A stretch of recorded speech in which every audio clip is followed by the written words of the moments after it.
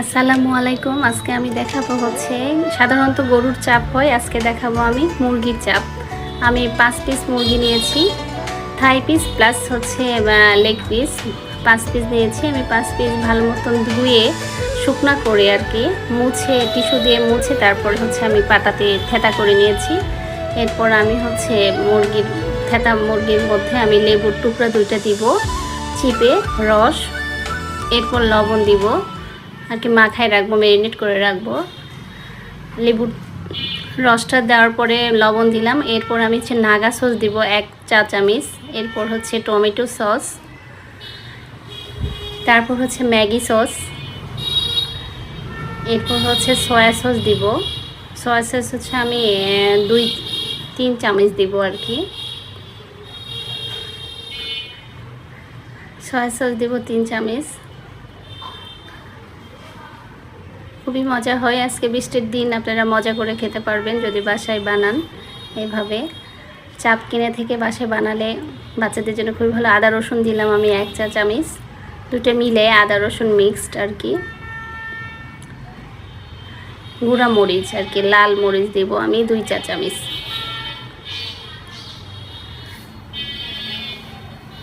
সব উপকরণগুলো দিয়ে এরপর আমি হচ্ছে সরিষার তেল দিব, একটু জিরার গুঁড়া দিব, আর একটু হচ্ছে কাবাব মশলা দিব।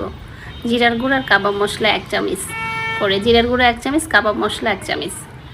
এরপর আমি সরিষার তেল দিব 1 টেবিল চামচ। এইভাবে ভালো মতন মেখে নিব। মাংসটা ভালো মতো মাখবো, যদিও এটা একটু থেতা মাংস, একটু খুলে খুলে যাবে এরকম আর কি, ভিতরে যাতে মশলাগুলো ভালো মতন ঢোকে, এই জন্য ভালো মতন আমি মাংসটা মেখে নিব। নিয়ে এটা আমি একটা বলে নিয়েছি, বলের যে মুখ দিয়ে আমি এটা এয়ার টাইট করে রাখবো যাতে ভিতরে কোনো বাতাস না যায়। এটা আমি 3 ঘন্টা ম্যারিনেট করে রাখবো। এরপর আমি ম্যারিনেট করে রেখেছি, এখন আমি এটা ভাজতে যাব। প্রথমে চুলায় একটা ফ্রাই প্যান নিব, এরপর আমি সরষের তেল আর কি দিব। ব্রাশ করে দিলে হয়, কিন্তু এটা একটু ডুবো ডুবো তেলে আর কি ভাজতে হবে। ব্রাশ করে দিলে আর কি পুড়ে পুড়ে যায়। প্রথমে ভাবলাম আমি যে অল্প তেলে ভাজবো, কিন্তু অল্প তেলে ভাজলে একটু পুড়ে যাওয়ার সম্ভাবনা থাকে। ডুবো তেলেও নয়, আবার হচ্ছে খুব অল্প তেলেও নয়, এভাবে আমি তেল নিয়ে এটা বেসন নিয়েছি আমি, শুধু প্লেন বেসন। বেসনের মধ্যে আমি কিছুই মিশাই নাই, লবণও দেই নাই। বেসনের মধ্যে শুধু আমি ওই চাপটা শুধু এই পাশ করে নিলাম, নিয়ে আমি হচ্ছে ফ্রাই প্যানে দিয়ে দিলাম। এভাবে আপনারা বাসায় ভেজে আর কি চাপ খেতে পারেন। সাধারণত সবাই গরুর চাপ খায়, এটা হচ্ছে মুরগির চাপ। আমি এটা পাকিস্তানি মুরগি নিয়েছি, খুবই টেস্ট হয়, আপনার বাসায় বানিয়ে খেতে পারেন। এর সঙ্গে আমি একটু পরোটা দিয়ে বিকালের নাস্তা হিসাবে আর কি বাচ্চাদের বানিয়ে দিয়েছি। এভাবে এক পাশে 5 মিনিট হয়ে যাওয়ার পরে আরেক পাশে 5 মিনিট হয়ে তারপরে লো আছে আর কি এটা ভাজতে হবে। আমি একটু ছোটো পিসও করেছি, বড় পিসও করেছি। দেখলাম যে ছোটো পিসের মধ্যে কি মশলা ঢুকে, মশলা পরিমাণটা আপনি যদি ম্যারিনেট করে বেশিক্ষণ রাখেন তাহলে মশলা ভিতরে অবশ্যই ঢুকবে। অন্ততপক্ষে হচ্ছে 2 ঘন্টা তো রাখতেই হবে, তাহলে ভিতরে আর কি মশলা ঢুকবে, আর খেতে স্পাইসি হবে।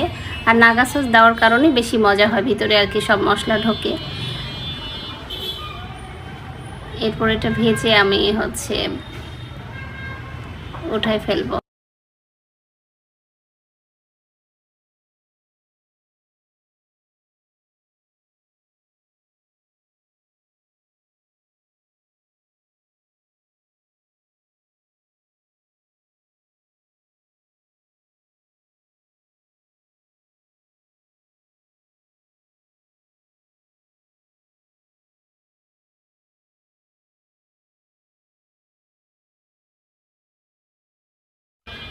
এভাবে গ্রিল বানায় আপনি বাসায় তন্দুর রুটি দিয়ে খাইলে বেশি মজা লাগে। তবে আমি আজকে বাসায় একটু পরোটা বানাইছি, পরোটা দিয়ে আর কি খাচ্ছি। পরোটা রেসিপিতে সবাই জানে। তারপর আমি পরোটা শুধু ময়দা নিয়েছি, ময়দার সঙ্গে একটু তেল চিনি দিয়ে মাখায় তারপরে আমি পরোটা বানাইছি, বানাই এটা ভাজছি। পরোটার বানানো আর দেখালাম না।